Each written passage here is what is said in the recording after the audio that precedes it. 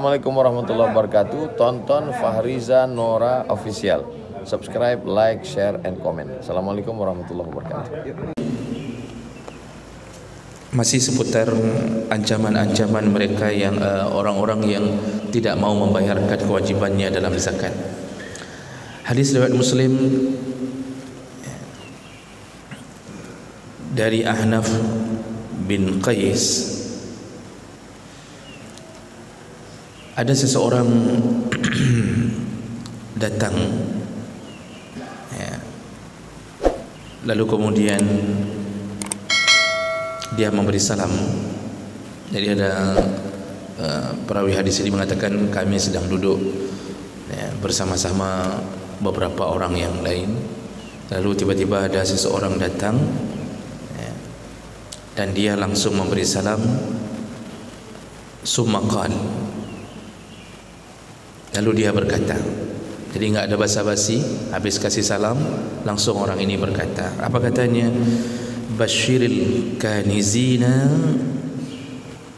kasih kabar gembira. Basyir, kabar gembira, kasih kabar gembira kepada siapa? Al-kanizin, yaitu orang-orang yang menahan zakat dari emas dan peraknya. Kasih kabar gembira bagi yang punya emas dan perak, lalu mereka yang nizun, yaitu tidak membayarkan zakatnya. Kasih kabar gembira, kata orang ini. Apa kabar gembiranya? Bikayyin fi dhuhurihim yakhruju min junubihim. Nanti hari kiamat semua orang-orang ini akan diberikan kai. Kai itu besi panas, besi yang dipanaskan. Jadi kalau di masa Nabi itu dijadikan oleh sebahagian orang untuk berobat. Jadi kalau ada luka yang kira-kira sudah infeksi segala macam, itu dipanaskan besi. Walaupun Nabi kemudian mengatakan aku tidak suka kalian melakukan kai. Jadi besi itu, lempengan besi dipanaskan lalu ditutupkan luka itu. Sama seperti mungkin ibu-ibu baru melahirkan, seperti memanaskan batu. Itu model begitu. Jadi kai itu lempengan besi atau potongan besi yang dipanaskan. Jadi nanti semua yang tidak membayarkan atau pernah tidak membayarkan zakat emas dan peraknya, maka mereka akan diberikan kai oleh Allah fi dhuhurihim, ditusukkan ke punggungnya, ditusukkan dari punggung bahagian belakang. Yakhruju min junubihim, dan itu besi keluar dari lambung mereka, ditusuk dari belakang keluar ke lambung, ditembus. Wa bikayyin min qibali afqahihim hatta yakhruju min jibahihim. Lalu kemudian ditusuk lagi oleh Allah melalui malaikat, tentunya suruhnya ke malaikat, ditusuk besi itu dari kening mereka tembus, dari tengkuk mereka, afqa, dari tengkuk belakang tembus sampai jibah, sampai ke kening. Jadi ditusuk dari punggung tembus ke lambung, ditusuk dari tengkuk leher tembus sampai ke kening dengan besi yang dipanaskan dari api neraka. Lalu kemudian qala summa tanaha faqa'ada, lalu orang ini berhenti sejenak berbicara, faqa'ada, dan lalu dia duduk.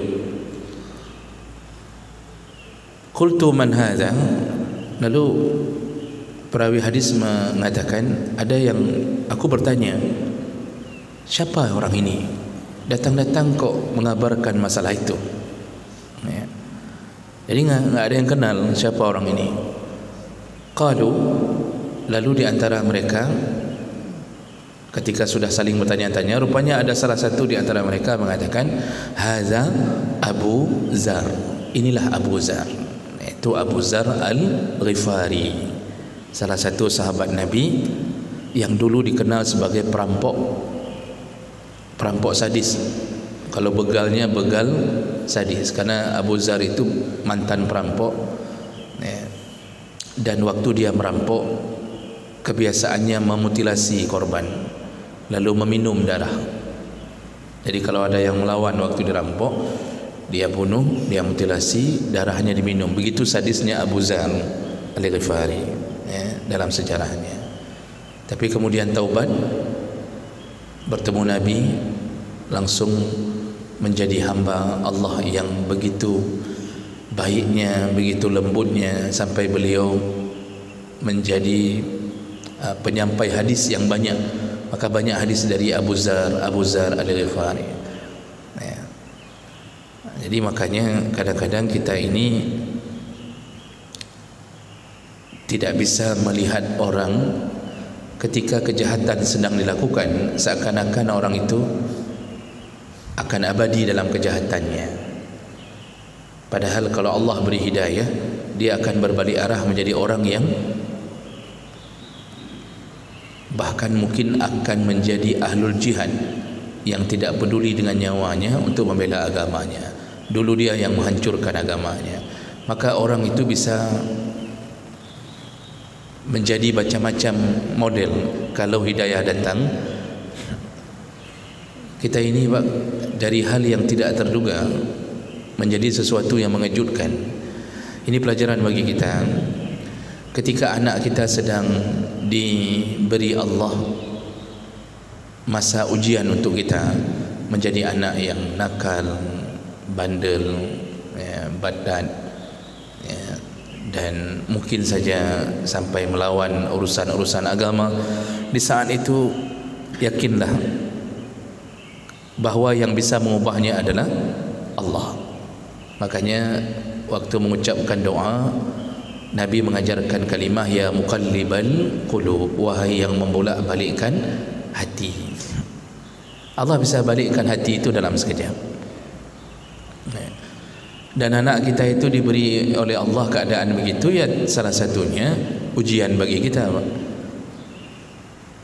Allah ingin tambahkan pahala dengan meningkatkan kesabaran kita menghadapi anak. Yang penting jangan sampai kita merasa dia akan abadi dalam kejahatannya. Sahabat-sahabat itu rata-rata mantan bandit, rata-rata mantan orang musyrik semua, kecuali ada beberapa orang saja yang terlahir dalam Islam. Itu pun kecil, kan masih kecil usianya, tapi rata-rata mantan musyrik dan kebiasaan jahiliyah rata-rata jahat. Umar bin Khattab itu bandit nomor 1. Tapi begitu. Makanya jangan putus asa mendoakan anak. Jangan putus asa mendoakan anak, karena hidayah bukan kita yang beri. Berbusa bibir, berbusa mulut kita menasihati anak, kalau hidayah belum datang kepadanya, itu tidak berubah. Tapi ketika kita diam lalu kita panjatkan doa ke Allah, anak kita yang mungkin hari ini menjadi orang yang kita anggap jahat, Allah bisa rubah dia serta merta. Makanya kunci untuk merubah keadaan seseorang itu doa.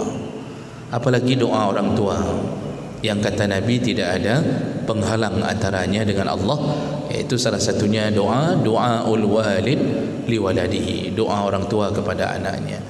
Maka Bapak Ibu, jangan pernah putus asa dan jangan pernah lewatkan doa, baik setelah salat atau kapanpun, menyebut nama-nama anak kita.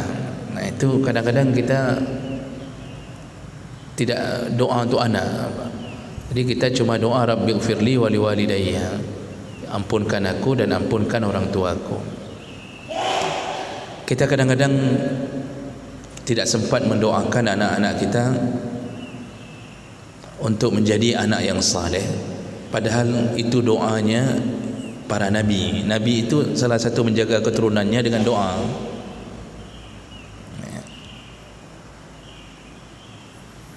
Sebutkan nama-nama mereka di dalam doa. Sebutkan.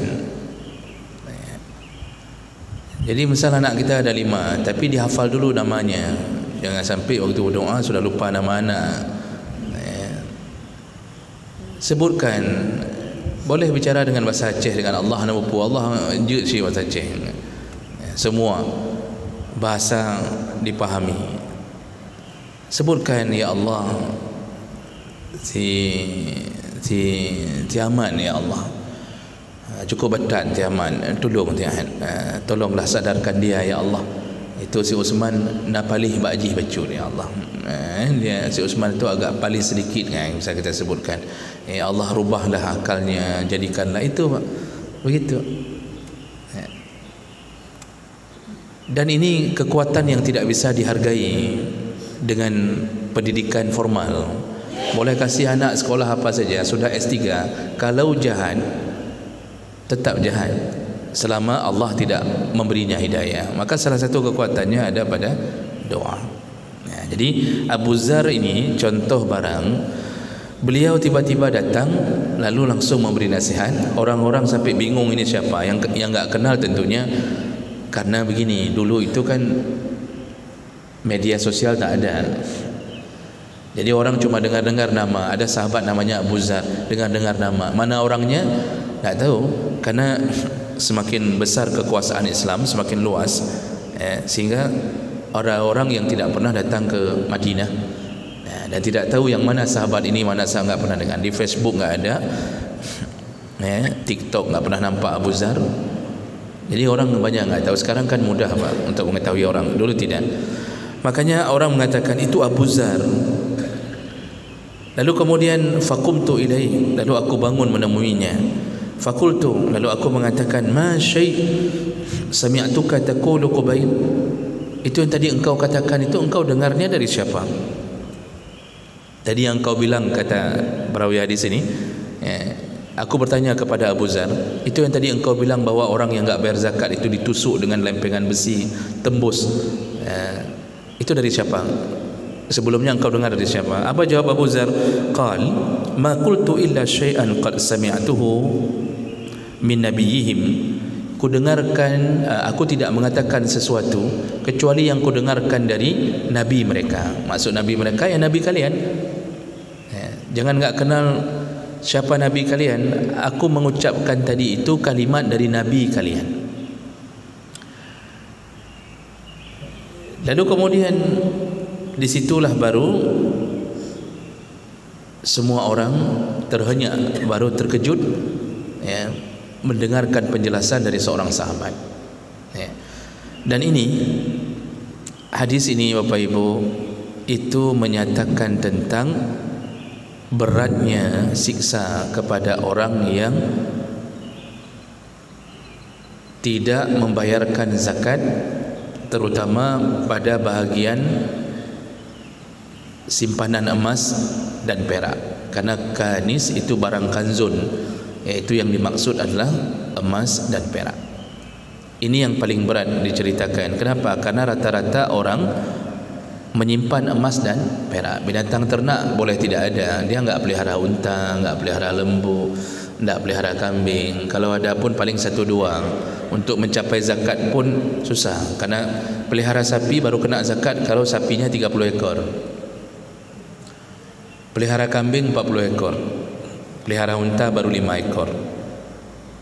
Dan kita kalaupun pelihara biasanya jarang mencapai sejumlah itu. Dan itu pun diberi syarat, nanti sapinya begini, kemudian lembu yang digembala, begitu-begitu. Jadi susah kena zakatnya. Tapi semua merata-rata menyimpan emas dan perak, karena itu dianggap barang yang awet, tahan lama. Lalu kemudian dia berkembang sesuai dengan perkembangan zaman, naik harga ya naik harga emas. Itu barang yang tidak pernah out model, Sehingga rata-rata orang itu, dan sampai sekarang emas dan perak tetap bertahan, perhiasan nomor satu yang dipelihara oleh manusia. Makanya paling banyak hadis yang mengungkapkan tentang siksa kepada mereka yang menyimpan emas dan perak lalu tidak membayarkan zakatnya. Dan bahasa Abu Hurairah tadi, bahasa wabashir, berikan kabar gembira. Kalau kita pikir mana ada kabar gembira, itu kan ancaman. Tapi Abu Zar mengatakan kasih kabar gembira. Itu yang enggak bayar zakat emas dan perak, kasih kabar gembira. Seakan-akan betul-betul kabar gembira. Maka bahasa itu sebenarnya untuk al-ihanah, yaitu menghinakan. Menghinakan, cuma memakai bahasa. Kalau bahasa kita untuk menghinakan orang-orang, tapi kita memakai bahasa sebaliknya. Seperti kita mengancam orang dengan mengatakan, kapagah Pak Ji tiga apa? Tolong kasih tahu dia ya sebentar ya. Ada kabar gembira. Nah, kabar gembira kabite apa? Apa kabarnya? Malam besok dijemput sama polisi insya-Allah. Kita kasih tahunya ngejek. Kasih kabar aja gembira. Kasih tahu dia. Ini ada kabar gembira. Besok dijemput sama polisi itu insya-Allah. Begitu. Ini menghinakan. Makanya Abu Zar itu ingin memakai bahasa ihanah. Dan Allah pakai bahasa itu juga dalam Al-Quran. Allah juga memakai bahasa itu untuk menyatakan penghinaan kepada mereka yang melawan Allah dengan seakan-akan kabar gembira, padahal yang dia dapat adalah azab. Dan sahabat memberi nasihat itu tidak basa-basi, Pak. Jadi seperti Nabi, bahasanya lugas, tegas, jam'ul jawami', singkat, padat tapi penuh makna. Mereka belajar dari Nabi. Nabi itu kalau menyatakan satu berita dari Allah, itu bahasanya begitu. Jadi singkat, padat, tegas, tapi begitu diurai penuh dengan makna. Itu bahasa Nabi. Makanya langsung disebutkan itu yang enggak bayar zakat emas dan perak, maka ditusuk dengan besi. Itu tusukan dengan besi itu besi yang dipanaskan dari api neraka. Kita di dunia Bapak Ibu, untuk membayangkan rasa takut kita kepada Allah kalau terjadi itu, kita jangankan ditusuk besi, baru kena duri ikan saja, kena duri ikan, Pak, itu dari tersangkut di tenggorokan, itu hidup kita kiamat sementara. Kena duri ikan saja, itu semua rasa makanan terbuang, tidak ada indahnya sedikit pun. Walaupun tadi kita makan ikan panggang mulus,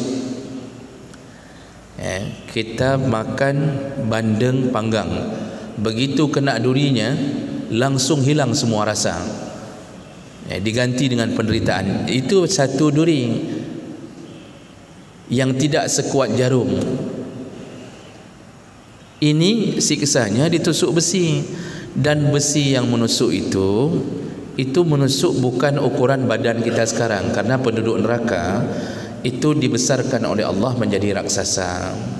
Penduduk neraka dalam beberapa hadis sahih Nabi menyebutkan modelnya dibuat oleh Allah menjadi raksasa. Ukuran raksasanya, kata Nabi, satu giginya itu sebesar gunung Uhud. Satu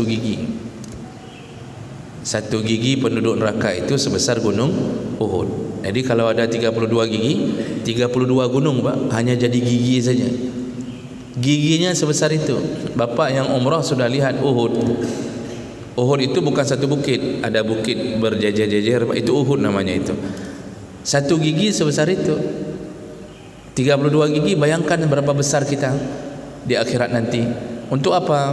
Liyazuqul azab, supaya lemak menerima azab. Maka ketika ditusuk dengan besi itu yang ditusuk adalah raksasa, dan dia merasakan azab. Betapa panjang besi untuk menembus dari belakang sampai ke depan.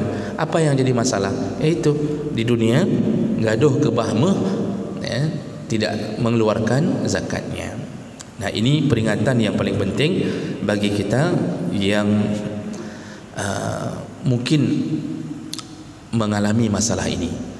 Jadi dari awal pembicaraan tentang hadis-hadis ancaman untuk zakat, itu kita sudah tahu beberapa model azab, Pak, yaitu digosok. Allah sebut yuqwa, digosok, disetrika, kemudian kirimkan, dirubah oleh Allah harta kita menjadi ular. Ya, jadi ular itu yang akan menyiksa bagi mereka yang tidak mengeluarkan zakatnya. Kemudian ditanduk oleh binatang-binatang yang tidak kita keluarkan zakatnya. Jadi semua binatang peliharaan dikumpulkan untuk menyiksa kita sendiri. Dan yang keempat, hari ini kita dengar siksanya ditusuk dengan besi. Nah, jadi hati-hati dengan urusan zakat. Dan sebagai pengingat akhir bagi kita yang punya simpanan emas sejumlah 85 gram emas dan sudah melewati 1 tahun, itu dibayarnya 2,5% dengan jumlah yang kita punya, bukan dengan 85 gram itu. 85 gram standar nisabnya. Jadi kalau kita punya 85 gram kan sekitar 27 manyam atau 28 manyam. Jadi yang sudah menyimpan harta emas sebanyak di atas 28 manyam, itu keluarkan zakatnya tiap tahun, Pak. Bukan seumur hidup sekali, tiap tahun. Nah, kalau perak nisabnya 200 dirham, yaitu 595 gram, itu kalau perak. Ya, yang mempunyai perak seberat 595 gram, tunggu setahun, tidak berkurang dari itu. Begitu juga emas, tunggu setahun, haul namanya, keluarkan zakatnya 2,5%. Tunggu lagi tahun berikutnya, enggak berkurang juga, tersimpan dengan baik, enggak berkurang di bawah nisab, keluarkan lagi 2,5%. Nah, insya-Allah yang kita keluarkan kan kita bagi tu kepada mustahik zakat. Itulah yang menjadi penyelamat. Yang kita simpan malah bahaya. Nah, jadi jangan, boleh simpan emas, tapi tiap tahun berbagilah, biar orang-orang miskin menikmati apa yang kita simpan. Ya, jadi hati-hati menyimpan emas terlalu banyak tapi tidak bayar zakat. Jadi yang mau dibilang apa? Enggak masalah simpan emas, tapi jangan lupa kewajiban setelah menyimpan benda-benda yang bernilai seperti itu. Ya. Nah, inilah hadis yang menyatakan tentang siksa, model siksa yang lain terhadap orang yang memiliki emas dan perak tapi tidak mengeluarkan zakatnya.